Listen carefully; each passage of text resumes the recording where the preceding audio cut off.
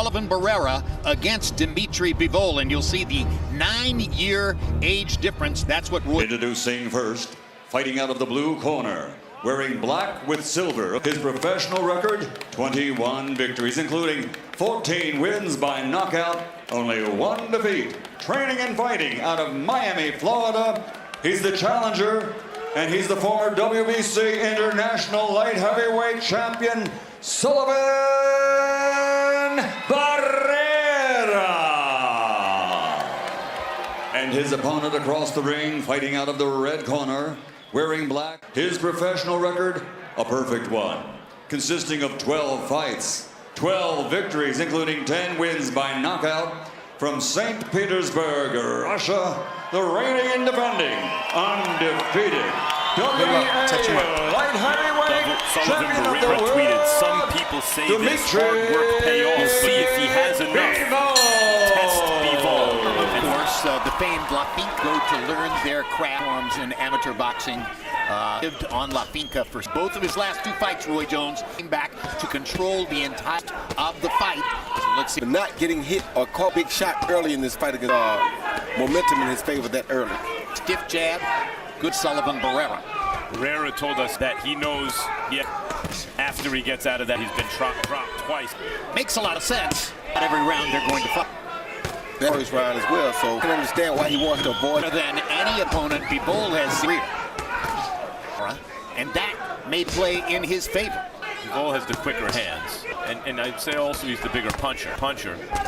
Doesn't mean there aren't things one can do with timing and using finding out what happens. That Barrera may have the heavy, meaning like Barrera has them Georges. When he hits you, hope.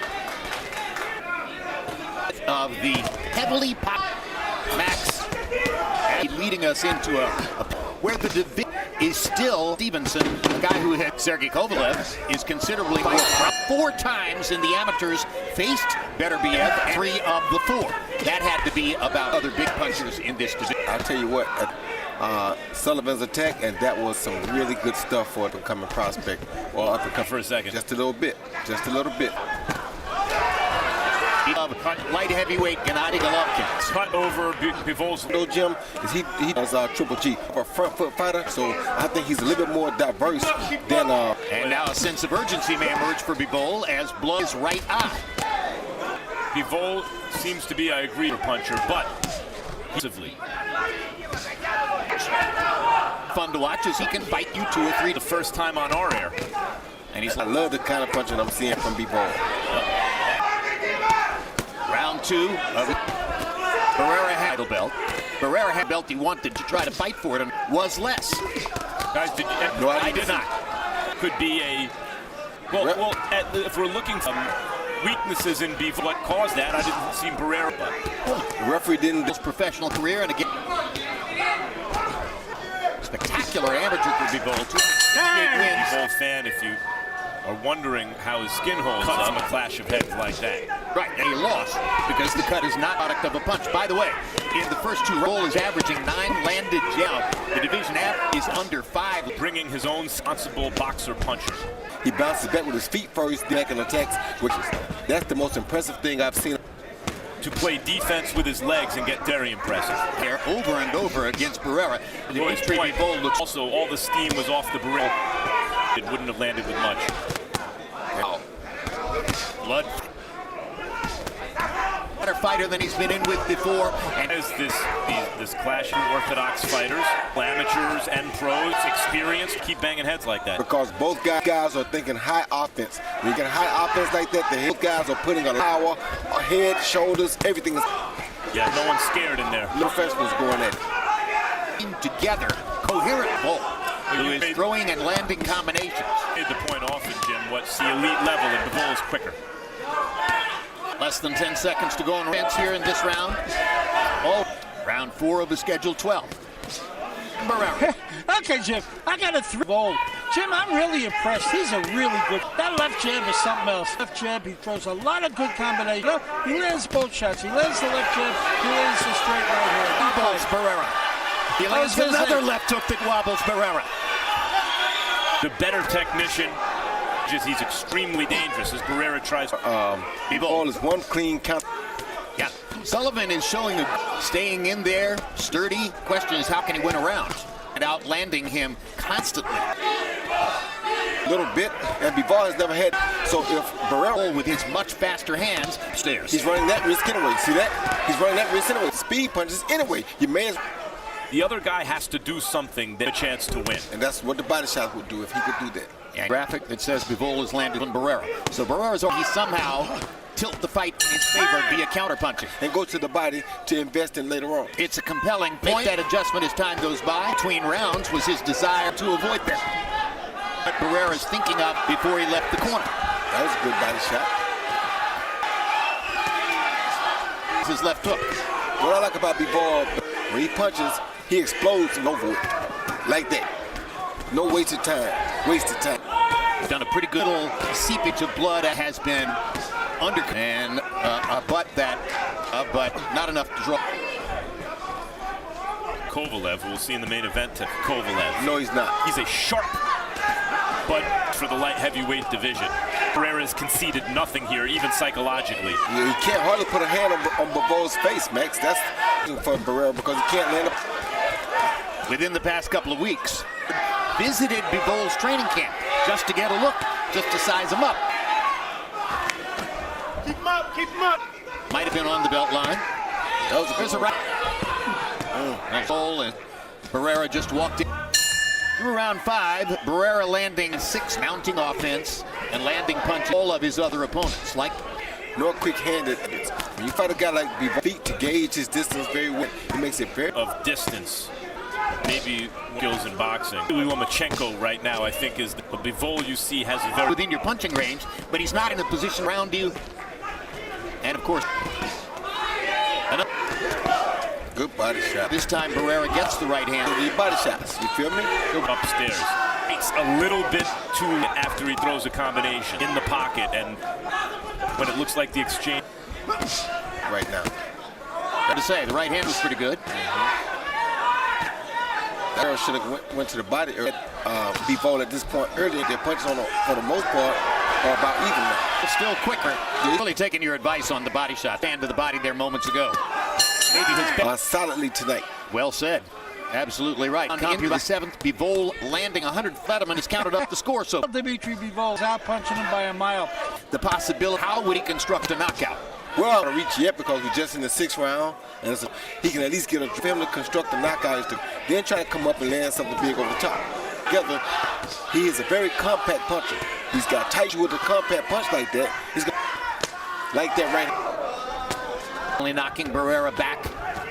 There's another right hand. Right now we're looking at how bad does because if he wants it bad, he'll walk away with it right here. Oh, good shot. Feet got him out of position to be countered. No, they've all been walkovers by and large. That's why I said that right now, because he still can win it if he wants point in a fight. Well, Bivol might have been slowing down a little bit in the last round. Round 8 of a scheduled 12 to be against Sullivan Barrera's assignment in the main event against. That was a good try, folks. Good try to count. Great try. Imatomo over the Rockman against him. Yes, I would say it looks like it. The last round that said that Bivol had landed for Barrera. Coming into the fight, you've depended on in a lot of your other completely taken away. Well, speed has neutralized that jab.